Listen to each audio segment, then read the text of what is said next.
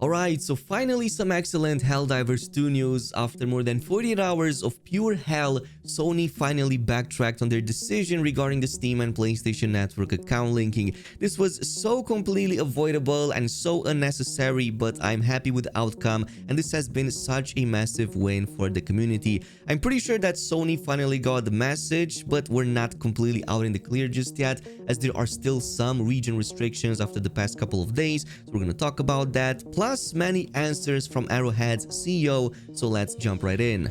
But let's get started with Sony's official response on the matter, and here it is. Helldivers fans, we've heard your feedback on the Helldivers 2 account linking update. The May 6 update, which would have required Steam and PlayStation Network account linking for new players and for current players beginning May 30th, will not be moving forward. We're still learning what is best for PC players, and your feedback has been invaluable. Thanks again for your continued support for Helldivers 2, and we'll keep you updated on future plans.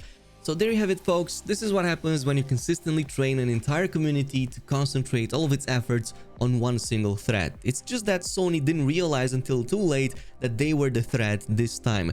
What's ironic here is that Sony literally had a very simple and compelling solution all along at their disposal, but no, they decided to strong-arm the entire player base and thought that they could get away with it. It would have been much easier to still keep that account linking optional, but attach a free cosmetic spec to it. You know, like literally every single release that came out on the PlayStation ecosystem and was released multi-platform afterwards or during it. I'm pretty sure that Fortnite has one, and there are half dozen other games at the very least that have some free cosmetic spec if you have a PlayStation account on them. I'm pretty sure that a very large portion of the fan base would have gladly done that in exchange for that free pack, while still not pissing off those who don't want that and want to avoid the trouble of connecting to a PlayStation account. While instead, Arrowhead CEO also came in with a response to this. Firstly, I am impressed by the willpower of the Helldivers 2 community and your ability to collaborate. Secondly, I want to thank our partners and friends over at PlayStation for quickly and effectively making the decision to leave PSN linking optional. We together want to set a new standard for what a live game is and how developers and community can support each other to create the best game experiences. Which makes this whole situation even more odd when you think about it, because it's been 4 months since the game came out and everything worked perfectly fine without having any account linking involved. In fact, in the first few days after release, servers were constantly crashing specifically because account linking was a problem on with the PlayStation Network thing. So this is something that Sony, well, kind of brought upon themselves, and I can see why they wanted to bring this in. They even released an FAQ, I believe, on the main Discord channel, and it basically has to do with a more tight control over moderation, who comes in, the information that they get from the player base, plus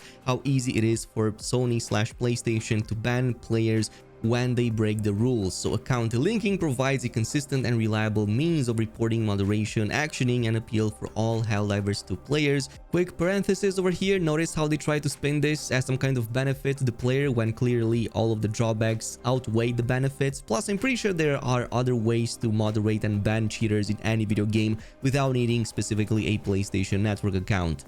We take online safety seriously, and this is our main way to protect players from griefing and abuse by enabling the banning and suspension of players that engage in that type of behavior. The only problem is that since they delisted a bunch of countries, actually a lot of them, and people may be inclined to use VPNs to get access to the games again, that also falls within these rules for them to get banned because, yeah, reasons. So I can see why a lot of players actually got mad about this whole situation, given the fact that all of these rules aren't there to protect the players, are just there to give Sony a lot more control. So obviously all of this lashback is more than deserved.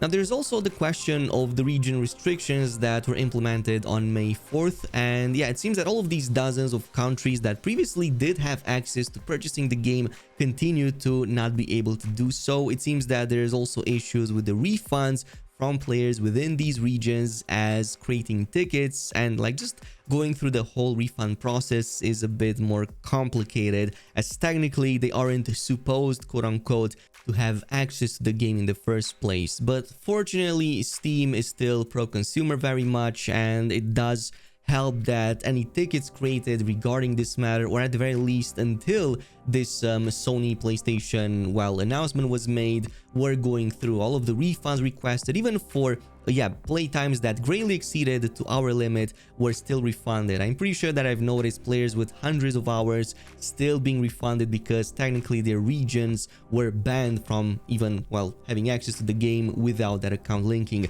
So until Sony comes in and clarifies that, we do have some answers from, the company's CEO, Arrowhead CEO actually, which is the developer behind Helldivers 2. So he did actually come in with a few answers, actually a lot of answers, because this has to be one of the most involved CEO in a backlash I've seen so far.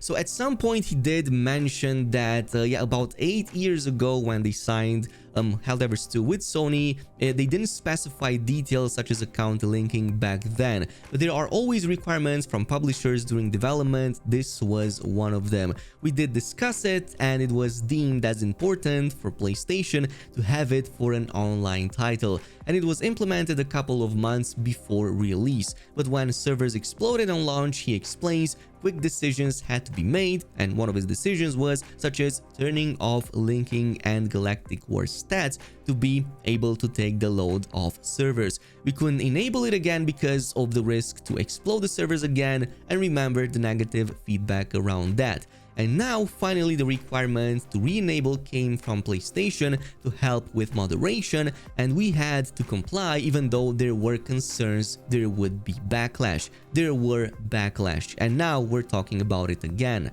Now, if you ever paid attention to the day prior, Palstad also confirmed that he's not completely blameless in all of this, that he was aware that eventually account linking would be a thing. It was just that his decision to disable account linking at launch so that players could actually play the game without having the servers constantly break on them.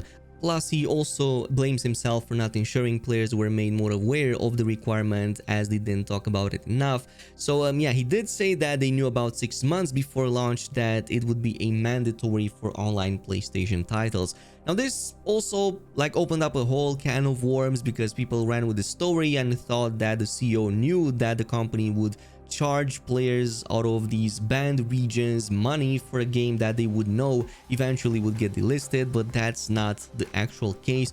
So later on he came in and clarified, actually just a few hours later. So that's not what I said. I said we were asked to make a mandatory account linking 6 months before launch, as the game was finishing up, and on launch day it was mandatory as detailed in the description on the Steam page, and it was disabled a couple of hours later due to server issues, which was my decision, he mentions. Otherwise the game would have been unplayable for everyone.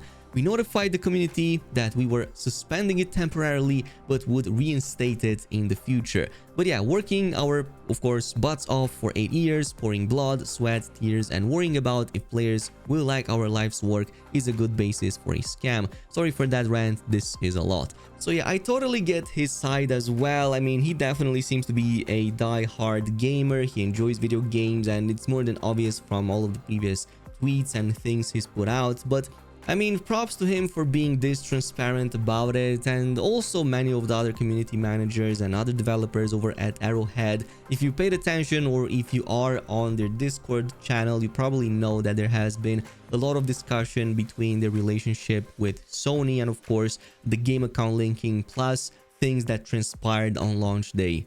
Now, the effects of the boycott have been quite severe and also shockingly effective, but maybe a bit too effective, because some of the hate spilled over to other titles that Sony had nothing to do with. So for example, some of the previous Arrowhead releases got a ton of hate for some reason, even though Sony as a publishing company had nothing to do with them. So I think that this is just misguided hate.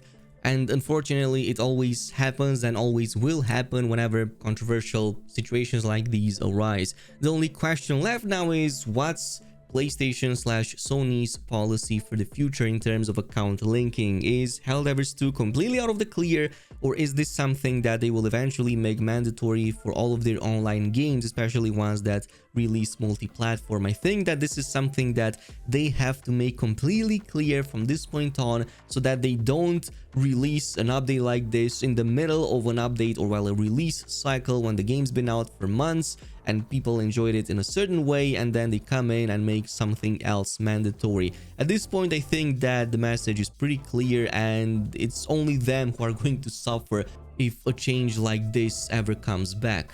But anyway, that is pretty much it with the update. Let me know down below what you think of it. In the meantime, thanks much for watching, and I'll see you in the next video.